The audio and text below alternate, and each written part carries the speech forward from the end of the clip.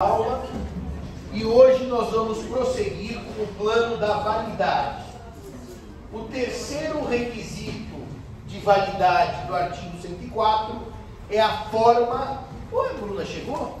Tudo bem? E o yoga já fez? Pilates também não? Só acordar 4 da manhã. Só acordar 4 da manhã, né? Mas acordar 4 da manhã é muito saudável, muito gostoso. Muito bem. Eu acho que eu vou recordar vocês aqui de 2019. Então, o terceiro requisito de validade é a forma prescrita ou não defesa em lei. Prescrita quer dizer forma prevista, determinada por lei. E não defesa é não proibida por lei. Eu não conheço nenhum caso em que o código diga pode tudo menos esta forma, que seria proibida. Eu não conheço. Não conheço casos que o código diz pode tudo menos esta. Mas eu conheço casos que o código diz só pode esta. E, portanto, existem situações de forma prescrita em lei. A não defesa eu não tenho conhecimento. Qual que é o melhor exemplo que nós podemos dar para vocês? Simão, os negócios jurídicos em regra têm forma livre? Sim, em regra tem forma livre. Artigo 107 do Código Civil. Em regra, os negócios jurídicos valem por qualquer forma, verbal, escrita ou escrita com alguma solenidade, que são as escrituras públicas, lavradas em cartório. Escrituras públicas lavradas no cartório se chama tabelionato de notas. Então, a escritura pública é um documento escrito, lavrado por um tabelião.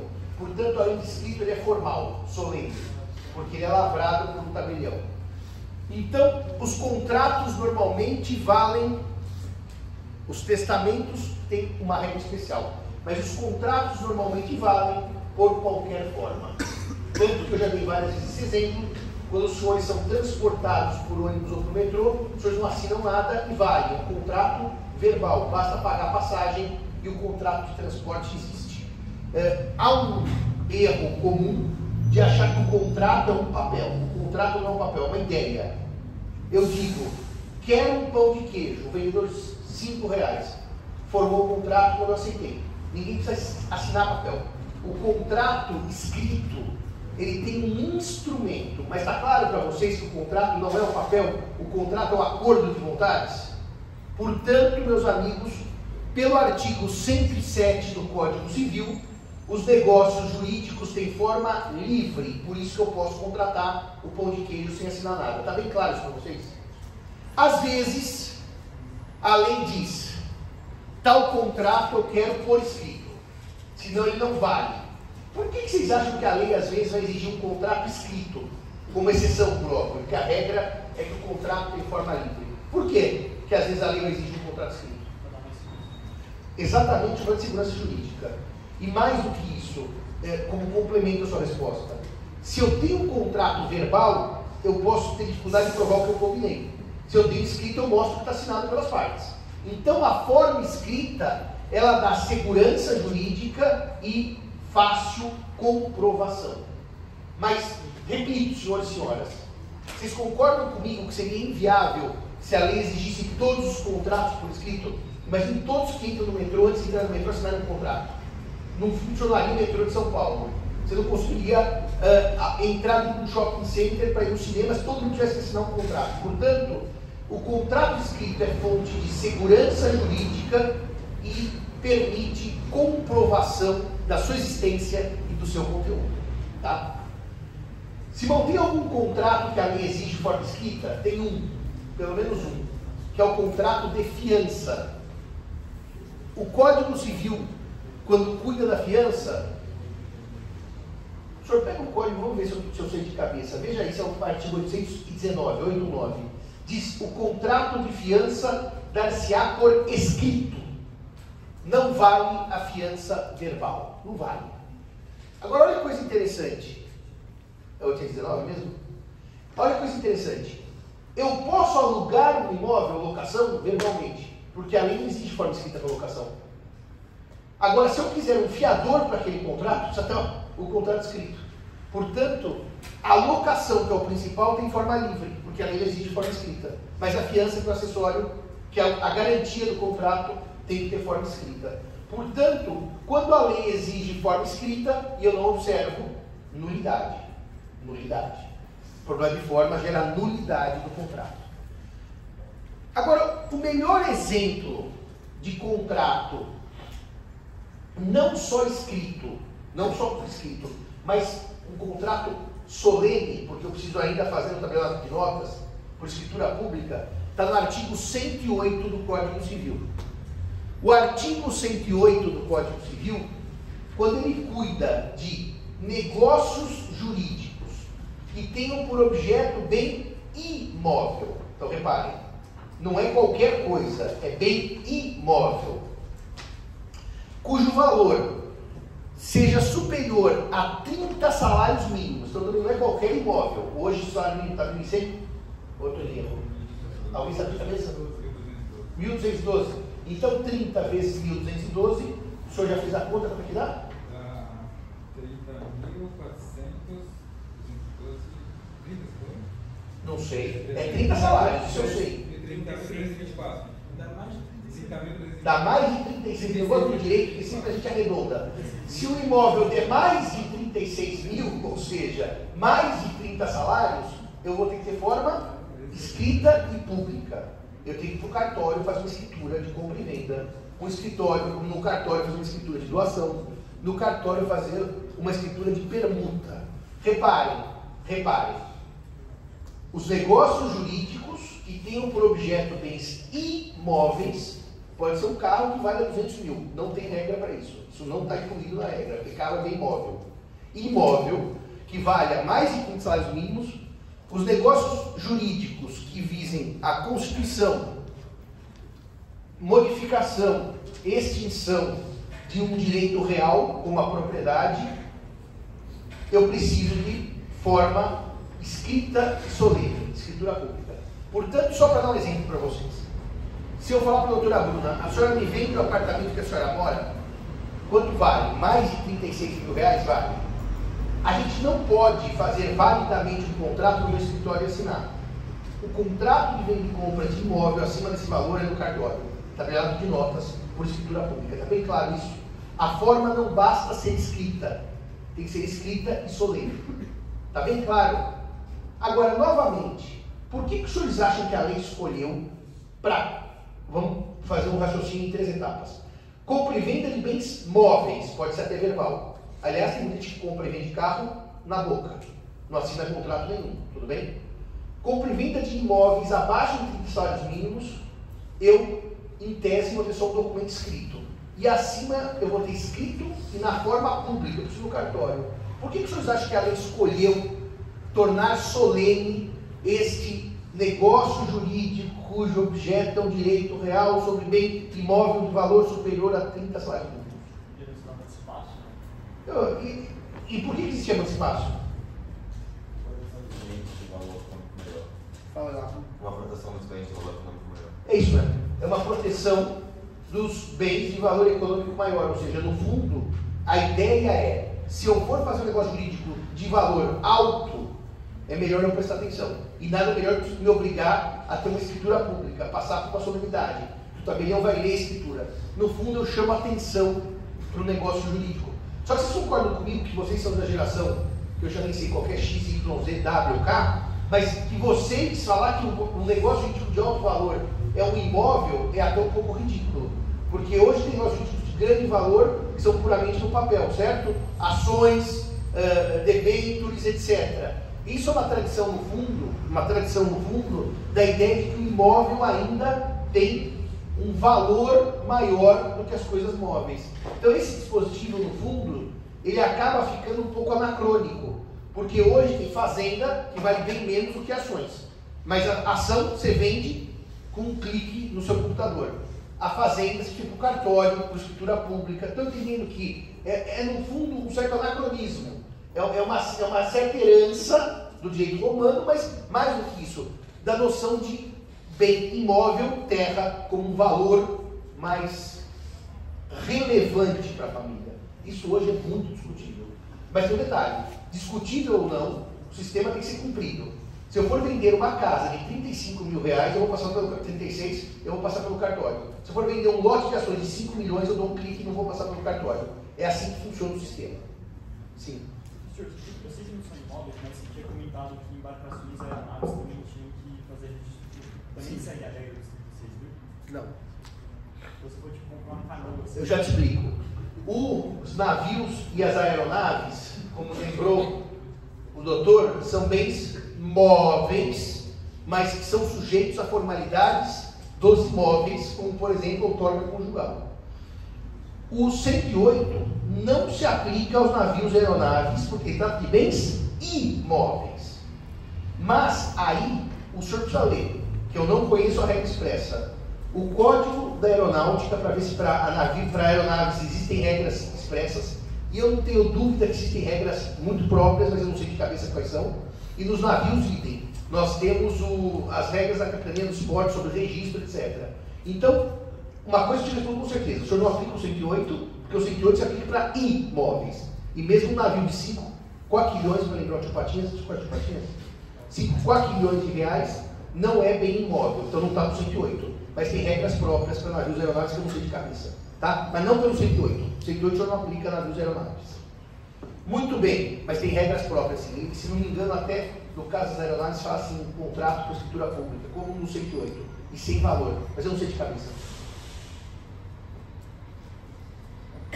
Acabada a forma como requisito de validade, eu tenho que passar agora pelo rol dos negócios jurídicos nulos e dos anuláveis. Porque ontem vocês me perguntaram, alguém aí atrás, mas quando que é nulo, quando que é anulável?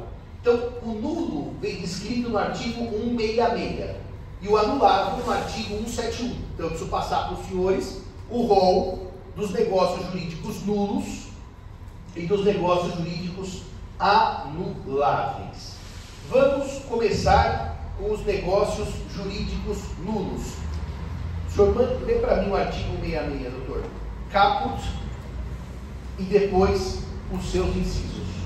166. É na página anterior. Isso. É nulo o negócio jurídico quando celebrado por pessoa absolutamente incapaz. Celebrado por pessoa absolutamente incapaz. Já vimos isso em aulas anteriores, que a incapacidade absoluta exige representação.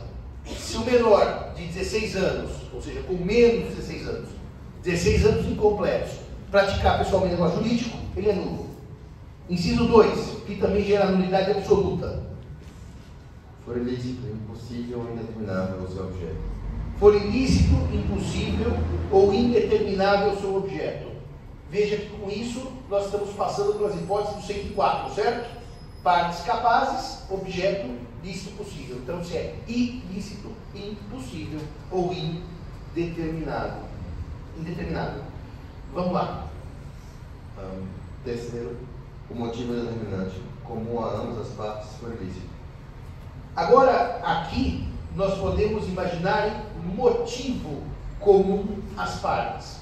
Ou seja, quando as partes tiverem por intenção, motivo é no campo subjetivo, algo ilícito. Algo ilícito. Ou seja, no fundo, é difícil imaginar um motivo ilícito, atenção aqui, que gere um objeto lícito. Por quê? Normalmente, os motivos ilícitos acabam se confundindo com objetos ilícitos, né? Então, você consegue imaginar um motivo ilícito e um objeto lícito? Só no campo do motivo é difícil, né? É difícil porque, como falou, eu penso no objeto no imediato que vai ser ilícito. Então, por exemplo, sei lá, uma prestação de serviço para fazer um canhão para matar alguém, né? Talvez se a gente pensasse que produção de um canhão não é ilícito, porque eu posso ter uma arma, mas aquilo exclusivamente para, por exemplo, derrubar um prédio histórico. O canhão em si pode ser ilícito, é uma boa ideia. E o motivo é destruir um prédio histórico, que é ilícito, porque está contra as regras do patrimônio cultural. Então talvez a gente possa imaginar assim, produzir uma arma de fogo, só um minutinho, não é ilícito. Tem a indústria que produz revólveres, espingardas, etc. Mas produzir aquilo exclusivamente para matar o meu vizinho, pode ser isso. Pode ser isso. Eu digo, eu quero comprar uma arma de fogo para matar o meu vizinho, ou seja, para praticar um ato ilícito. O motivo é ilícito, mas construir a arma é ilícito. Tem razão. A Bruna tem razão. Construir uma arma, fabricar, não é ilícito, é permitido. Tanto que existe gente que compra e vende com uma série de regras próprias para as armas, tá? Agora, se eu colocar no contrato que aquilo tem o objetivo de matar a minha mulher porque eu não gosto dela, porque ela arrumou um amante, o motivo contamina o objeto, que seria isso. Tem razão. Os dois sabem. Tem razão. E os dois têm que saber, claro. Tem que ser razão declarada no contrato. Se você vendeu um imóvel de R$1 milhão por 50 mil... Isso chama-se simulação. E tem regra própria que eu vou trabalhar, que é o 67. Vender um imóvel abaixo do valor tem uma regra própria. É um negócio nulo por simulação. Nós vamos ver isso oportunamente. Senhor? Mas teria que explicar o motivo. Então, não precisa. Mas se eles combinarem, o senhor vai fazer para mim um porrete recheado com ferro. Para quê? Porque eu gosto de ter na minha decoração. Não é ilicitude, ter um porrete pendurado na minha parede. Se eu falar, o senhor vai fazer um porrete que eu quero bater na sala do meu colégio de departamento, eu elegi o motivo foi declarado, o senhor conhece e ele é ilícito. Não precisa declarar. Os motivos nunca precisam de declaração, tá? Nenhum civilista vai dizer assim, por que você comprou aquela casa? Ué, porque eu quis. Ninguém é obrigado a declarar, eu comprei a casa porque eu achei um bom negócio, eu comprei a casa porque eu achei bonita, eu comprei a casa porque eu não tinha casa e meu sonho era ter casa. Os motivos são irrelevantes para o direito civil. Como regra, há exceções, como esse, o motivo ilícito declarado, tá? Há exceções. Mas, novamente, quando a gente estuda o artigo 140, que trata do falso motivo, no erro, os motivos que me levam a negociar, a celebrar o negócio jurídico, são irrelevantes para o direito. Ninguém pergunta assim, por que você casou? Por que você testou? Eu testei, eu casei, eu comprei porque eu quis autonomia do carro. Ponto, isso basta. Aí, nesse caso, as partes indicam o motivo ilícito, apesar do objeto ser lícito. Apesar do objeto ser lícito. Eu falo para a Bruna, você me faz um jogo de 5 facas muito afiadas. Eu falo, para quê? Para churrasco? Não. Porque eu matei minha mulher e eu quero picá-la e pô-la numa mala. Aconteceu. Aconteceu, vocês viram na televisão. Isso não é brincadeira. E a mulher saiu carregando o marido picado na mala, né? Então, o motivo é ilícito. Fazer facas é lícito. Tá bom, gostei da sua ajuda. Próximo inciso, que gera nulidade absoluta. 166, inciso 4º, é isso? Não revestir a forma prescrita em lei. Não revestir a forma prescrita em lei. Quando a lei exige, eu não cumpro, não é mera questão de anulabilidade. É nulidade absoluta desrespeitar a forma prescrita em lei. Porque, como nós vimos há pouco, forma implica segurança, certo? Implica importância do negócio. Então a forma tem valor jurídico relevante. Se ela é descumprida, o negócio é nulo. Artigo 166, inciso 5º. 4º. Então vamos para o 5º. For preterida alguma solenidade que a lei considere essencial para a sua habilidade. Isso é lindo. Forma é uma coisa, solenidade é outra.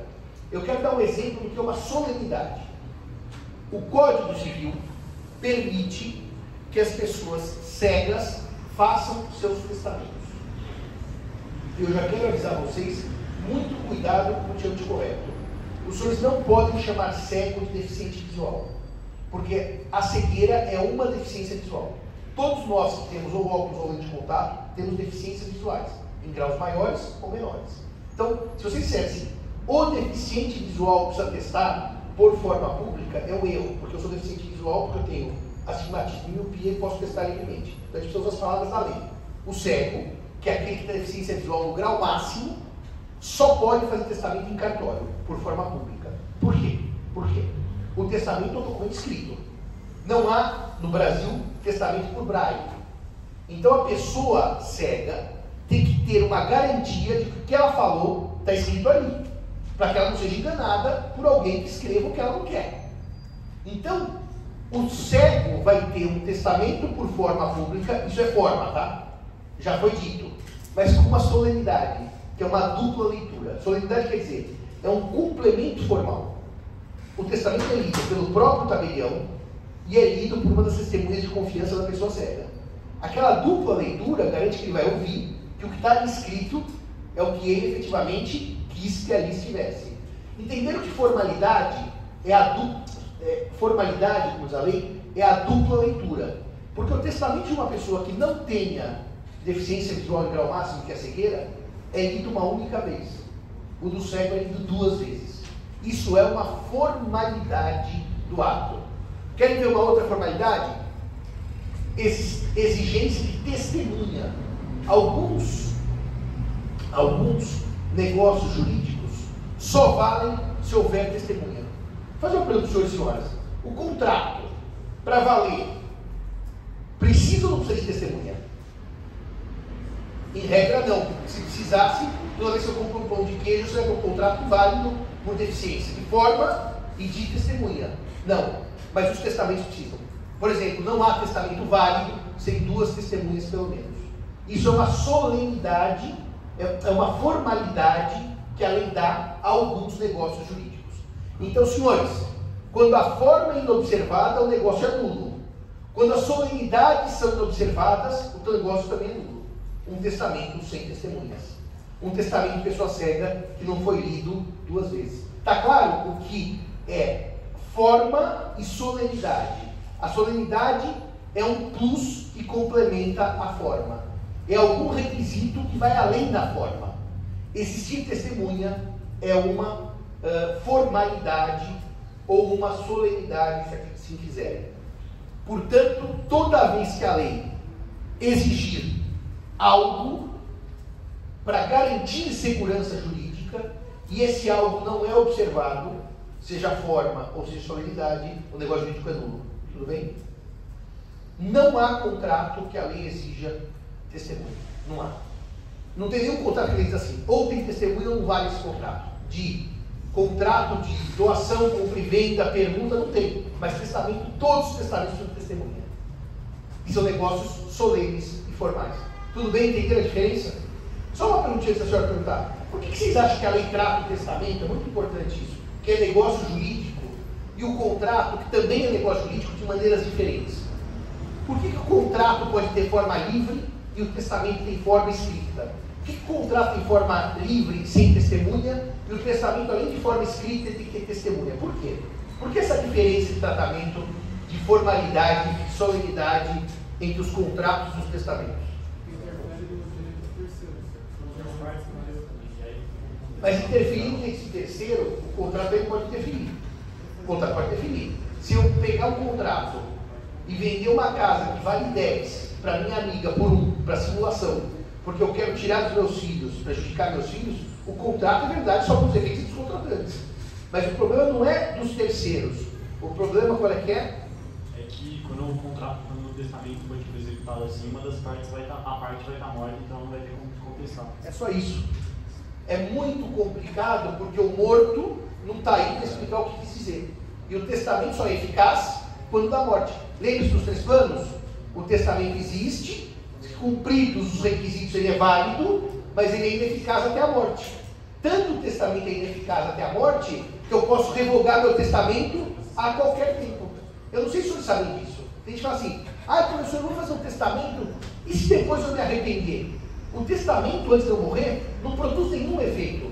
É um documento que, se você olhar o dia anterior ao testamento, o dia posterior, a minha vida continua igual. Ninguém recebe nada, ninguém ganha nada. O testamento não produz nenhum efeito. A eficácia do testamento é mortis causa. Tudo bem até aqui? Por isso que ele é revogável. Por isso que eu posso fazer um testamento hoje, me arrependo e faço outro amanhã. As pessoas têm esse erro. Falam assim, eles acham que o testamento é uma coisa solene. Se eu vou no cartório e vou fazer um testamento público, que eu não posso me arrepender. Você pode se arrepender até no minuto da sua morte. Só que depois de morto você não pode se arrepender por problema físico. O direito não admite declarações mortis causa do próprio morto, entendeu? Então, enquanto você não morre, você pode revogar o testamento, alterar o testamento, o que você quiser. Por isso que o testamento precisa da solenidade. Porque o morto não está aí para explicar o que ele queria dizer. Porque o morto não está aí para dizer se ele foi coagido ou não foi. Porque repare o seguinte, se o colega comprar uma casa minha com uma arma na cabeça, eu posso entrar com uma ação ambulatória dizendo, fui vítima de coação. Se o morto foi vítima de coação, ele não tem como declarar após a morte dele que foi vítima de coação. É por isso que a solenidade e a formalidade do testamento são essenciais para garantir a vontade do morto. Nos contratos, os vivos que se defendam. Entenderam a lógica sistêmica? Nos contratos, os vivos que se defendam. No testamento é o morto que não está aí para se defender. Por isso que ele tem que ser formal e solene. E por isso que eu fico puto quando o STJ fala, não precisa dessa formalidade, não precisa. Ele vai abrindo mão das formalidades testamentárias para, em tese, cumprir uma vontade do morto. Só que em tese, né? Porque se não tem formalidade, não sei se aquela era a vontade real do morto. Porque todo o controle do Estado é para garantir que o morto diz está no testamento. Se o STJ diz assim, vamos dizer, não diz isso. Aliás, já disse isso. No testamento particular, eu preciso de 3 testemunhas, tá? Para validade do testamento particular. O particular é aquilo que eu faço fora do cartório. Eu faço em casa. Chego, chamo meus amigos, escrevo, vou à noite tomar um goró, para quem bebe, ou não vou tomar um goró. A senhora joga Catan? Catan, não sabe? É interessante. É um jogo muito interessante. Eu costumava jogar e ganhar todas. Eu jogava com um grupo de amigas mais velhas. Comecei a jogar com outro grupo, eu perdi todas. Mas o Catan é um jogo muito bom. A senhora está jogando Catan e resolve fazer um testamento. É possível. Acontece diariamente. Pega lá um papel para escrever o seu testamento durante o jogo do Catan. E vai pegar 3 testemunhas. Todo mundo já bebeu um pouco, tal, mas está todo mundo em ordem, tá? O STJ diz assim, não, 2 bastam. Bom, mas 2 bastam. Se a lei exige 3, não é 3 para dar garantia do que está escrito no testamento particular? É aquilo que eu quis fazer. 3 não é para dar mais força, para dizer que era aquilo mesmo? Quando o STJ reduz as testemunhas, o que ele está dizendo na verdade? Preciso de menos formalidade. Se eu preciso de menos formalidade, eu tenho menos garantia de que aquela vontade é a vontade do morto. Então, entende qual é o problema? Abrir mão de forma não é uma coisa assim. Forma igual a velharia. Vamos jogar a forma no lixo. Forma igual a segurança jurídica. Quanto mais a gente abre mão, menos certeza a gente tem. E no testamento é complicado não ter certeza, porque o morto não está aí para se explicar. Entenderam a lógica da diferença entre testamentos como negócios jurídicos formais e solenes, e os contratos como negócios jurídicos que não são solenes em forma livre? Tudo bem até aqui? Para revogar tem que ser solene também. Um testamento válido revoga outro testamento válido. Então é assim, se o senhor fez um testamento público, o particular pode revogá-lo, desde que válido. Não é que há uma hierarquia nas formas testamentárias. Só o público revoga o público, só o particular. Não. Qualquer testamento válido revoga outro testamento válido. E nós temos, inclusive, no Brasil, 3 testamentos que são o marítimo, o aeronáutico e o militar. Né? Se você estiver dentro de um avião e sentir que vai morrer, as pessoas vão dizer, professor, como é que eu vou fazer o testamento do avião se o avião estiver caindo? Realmente ninguém testa. Demora 30 segundos a queda. Vou testar, não deu tempo. Mas o senhor tem que imaginar que o avião está indo bem. Está no meio do Atlântico, tudo bem?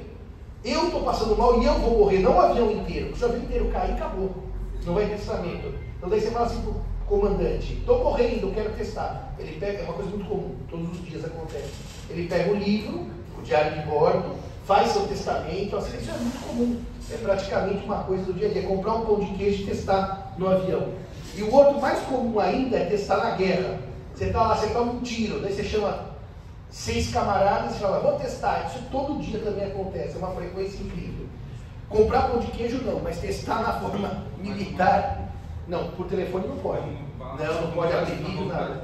Não, tem que ser assim, chama os camaradas e fala, abre o Código Civil, formas extraordinárias de testar, vamos ler aqui. Daí vocês leem aquilo e cumprem tudo que está lá. E se não morrer em 90 dias, o testamento caduca. Bom, mas esse não é o caso. Vamos seguir então aqui. Qual que é o próximo inciso, colega? Que também gera nulidade absoluta. Tiver por objetivo fraudar a lei Brasil. Esse dispositivo é muito interessante. Se eu tenho uma lei cogente e eu uso um negócio jurídico para dar um bypass, para fraudar a lei, para conseguir o objetivo que a lei não permite, evidentemente que esse negócio é ilícito, porque frauda lei cogente. Nós já vimos desde o início das nossas conversas que a lei cogente é aquela que as partes não podem mexer no conteúdo, não podem discutir o conteúdo, não podem derrogar o conteúdo, não podem afastar o conteúdo. Então, se eu tiver uma certa lei cogente e eu vou lá e crio um negócio jurídico que frauda a lei cogente, que afasta o conteúdo da lei cogente, esse negócio jurídico é nulo. Olha, a lei que cuida da adoção não é mais o Código Civil. O Código Civil foi revogado em matéria de adoção. Toda adoção no Brasil é criada por uma lei especial, que é o Estatuto da Criança e do Adolescente. Então, não tem mais no Código Civil de adoção. Se vocês procurarem os artigos de adoção, vai estar escrito revogado. Não tem mais no Código Civil. E o Estatuto da Criança e do Adolescente diz que a idade mínima para que eu adote alguém, e aqui não precisa ser eu adulto adotando uma criança. Pode ser um homem, uma mulher mais velho adotando um homem, uma mulher mais nova. Então, só tire da cabeça que estou adotando criança. Criança é uma das hipóteses, mas não é a única. Adoção não é só para adotar criança. Tá bom, a mais comum é para adotar criança, é verdade, mas não é só. Um homem de 70 pode adotar uma mulher de 40. E isso é adoção. A lei, o Estatuto diz que a adoção tem que ter, no mínimo, entre o adotante, quem adota, e o adotado, 16 anos de idade. É o mínimo de diferença etária. O adotante, quem adota, tem que ser no mínimo 16 anos mais velho do que aquele que é adotado. E por que a lei quer isso? Alguém imagina por que a lei traz um requisito etário para a adoção? É isso. A ideia é de pai e filho, porque senão pode ser pai sem irmão, né? Se eu adotar alguém com um ano a menos que eu, está mais para irmão do que para pai e filho. Então, com a ideia de que a adoção imita a filiação biológica, consanguínea, uma idade mínima, apesar que tem pessoas que têm filhos antes dos 16 anos. Mas, claro, biologicamente isso não é impossível. Mas a ideia da lei é manter uma diferença mínima entre adotante e adotado. Se eu faço uma adoção com o objetivo de fraudar essa lei e, por exemplo, altero a idade de uma das partes para criar uma falsa diferença, quando ela não é 16 anos, isso é típico caso de lei cogente, que eu estou afastando para o negócio jurídico. Quando o Código permitia a adoção sem passar, porque a adoção no Brasil, desde a reforma do Código Civil, se não me engano foi 19, é toda judicializada, tá? Antigamente, porque no cartório ia adotar uma pessoa no cartório, tinha uma escritura de adoção, como tem uma escritura de compra e venda, uma escritura de emancipação. Agora reparem, se eu tenho inobservância desse mínimo, eu estou fraudando lei cogente. O negócio jurídico é nulo. Então, se eu adotasse uma pessoa que tinha apenas 14 anos a menos que eu, o problema não era nem de capacidade, que ela podia ter 40 e eu 54, entendeu o problema? O problema não é de forma, o problema é de fraude à lei cogente. Esse negócio jurídico é nulo por fraude à lei cogente. Agora, o nosso STJ em matéria de família tem jogado o Código Civil literalmente no lixo. Tem decisões assim absolutamente que desmentem tudo que eu estou dizendo. Aliás, na aula de família hoje é assim, ó. Diz o Código, diz o STJ. Tem duas tabelas, sabe? O que está na lei está no STJ. Pode fazer duas tabelas no caderno. Então eu pergunto assim: pode adotar pessoa com menos idade de diferença de 16 anos? Eu vou dizer não pela lei artigo tal. Sim pela STJ, julgado tal. Pode avô adotar neto? Não pela lei artigo tal. Sim pela STJ, julgado tal. Se faz acolando sim, acolando não. Fica fácil essa lei de família, né? O que está na lei, o STJ diz disso. Então, eu estou dando aula da lei. Ninguém adota com menos de 16 anos. Se fizer isso, eu estou infringindo uma norma cogente, uma norma de ordem pública. Ah, professor, mas tem adoção que o STJ autorizou? Sim, tem, eu conheço. Mas fazer o quê? Ó tempora, ó mores, como já diziam alguns. Quem dizia? Aliás, o senhor que é um homem com SPI, onde é que o senhor falou no Cipácio? Cosquetando e catilina, botella e paciência nossa. Não teve a menor ideia. Muito bom. Isso é uma coisa, uma falha gravíssima. Né? O senhor bebe?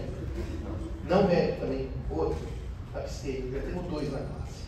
Isso é um número bastante grande. Muito bem. Duas pessoas que não bebem, é um número bastante grande. Tem mais que não bebe? Não quero perguntar porque eu posso ficar assustado. Vamos fazer a são só dois. Vamos lá, próximo. É brincadeira, não precisa ficar nervoso. O sétimo.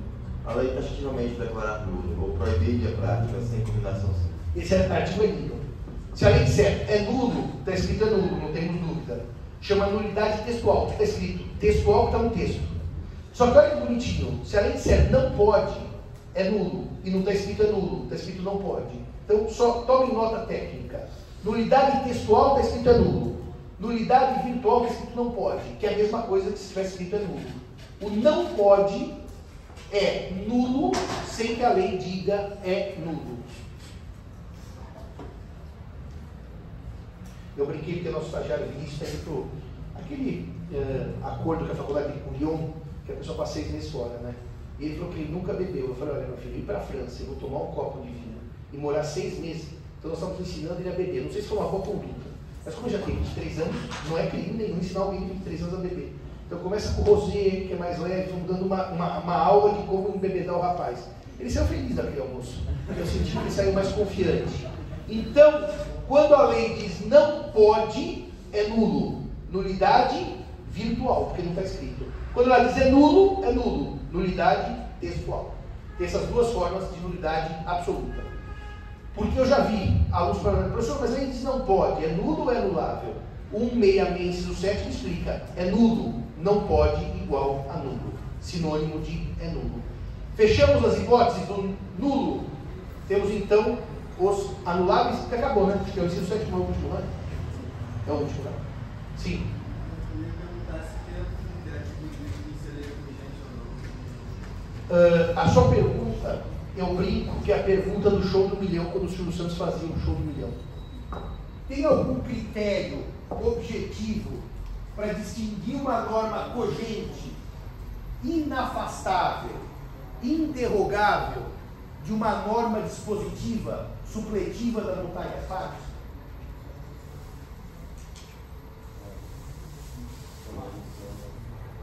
Ali fala, acho que tem uma regra geral. A regra geral é que em matéria de obrigações eu posso tudo desde que a lei não vede. É o campo da autonomia privada.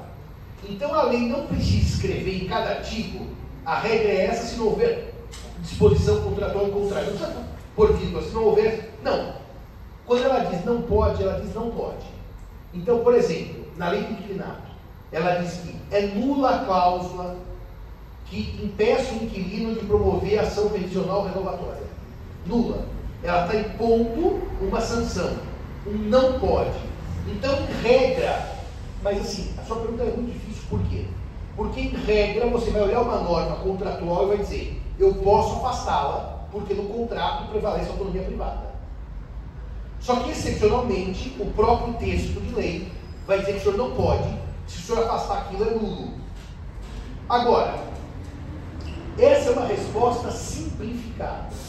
Porque tem normas que a doutrina vai trabalhando e vai dizendo, é nulo, não é nulo, pode, não pode, é norma de ordem pública, não é norma de ordem pública. Quando o senhor abrir, por exemplo, o 51 do CDC, Código do Consumidor, ele vai dizer, é nulo, tem um rol, aí é fácil, né? É ordem pública. Porque tem lá 6, 7, 8, 10 incisos, acho que não, acho que são 20 incisos, de cláusulas nulas dos contratos de consumo. Ordem pública. Está escrito, não pode, quer ver uma? O fornecedor não pode abrir mão da responsabilidade civil pelos vícios. Ele não pode vender e dizer assim, se a geladeira explodir e o senhor morrer, o problema é seu. Há uma nulidade de cláusula de irresponsabilidade. Mas não, então, uma dica que eu lhe dou. Quando a lei diz não pode e é nulo, é evidentemente que é ordem pública. Mas não é nada simples a sua resposta. Eu diria que é quase um amadurecimento doutrinário e jurisprudencial para identificar coisas que são inderrogáveis. Quer ver uma coisa que é inderrogável? Eu acabei um parecer essa semana muito, muito bonitinho.